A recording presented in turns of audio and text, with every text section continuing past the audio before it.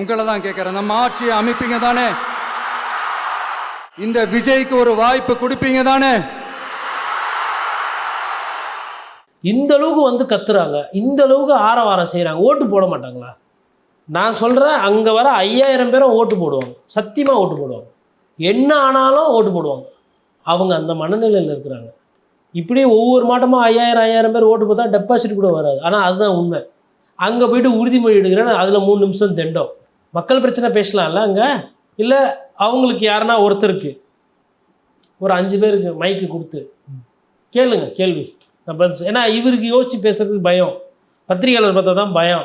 சொந்த கட்சிக்காரங்க ஒரு 5 பேர்கிட்ட மைக்கு கொடுத்து ஸ்பாட்டில் ப்ரிப்பேர்லாம் பண்ணக்கூடாது. இந்த ஃபஸ்ட்டே கொஸ்டின் இது பண்ணிக்கிறது 1 2 3 வரிசையில் கேட்கு இதெல்லாம் பண்ணக்கூடாது. ட்ராமாலாம் அது கண்டுபிடிச்சிடுவோம். ஆர்கானிக்காக இருக்கணும். அந்த தைரியம் இருக்கா? நம்ம தாத்தா அப்துல் கலாம் பண்ணுவார்.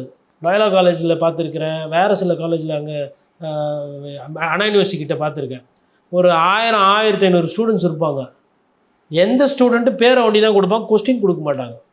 நானோ டெக்னாலஜிலேருந்து கேட்பான், ஃபிசிக்ஸ்லேருந்து கேட்பான், தமிழ் இலக்கியத்துலேருந்து கேட்பான், மேக்ஸ் பற்றி கேட்டிருப்பான், அட்டாமிக் சயின்ஸ் பற்றி, ராக்கெட்டை பற்றி, பொருளாதாரம் பற்றி, எதை பற்றி கேட்டாலும் come and shoot the question வேறு, you ask I will tell அப்படின்னுவார். அந்த குழந்தை கேட்பான், அவன் கன்வின்ஸ் ஆகிற அளவுக்கு பதில் சொல்லு. எவ்வளோ நானும் வசீகரம் இல்லை தான், உங்கள் அளவுக்கு ஸ்டைல்லாம் கிடையாது, இப்படி தான் இருக்க முடியும், சீவ கூட மாட்டார்.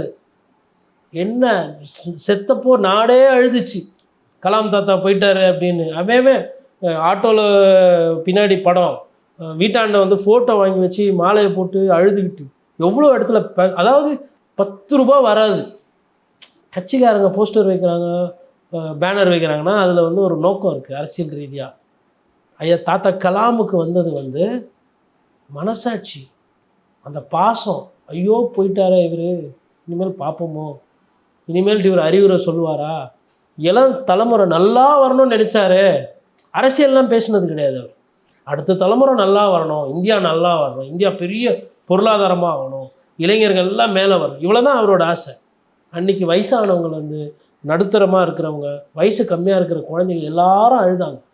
மோடியை இங்கே வந்து பார்த்துட்டு அவர் பிரேதம் இருக்கும்போது அப்படியே பார்ப்பார். அப்படி மோடி என்னென்னா, நான் என்னென்னமோ பண்ணுறேன், டிசைனாக தொப்பி போட்டுக்கிறேன், ட்ரெஸ்ஸு போட்டுக்கிறேன், எனக்கு கூட இவ்வளோ கெத்து கிடையாதுல்ல, உங்களுக்கு இருந்துருக்குது அப்படின்ற மாதிரி. அதுதான் அந்த பார்வைக்கு அர்த்தம்.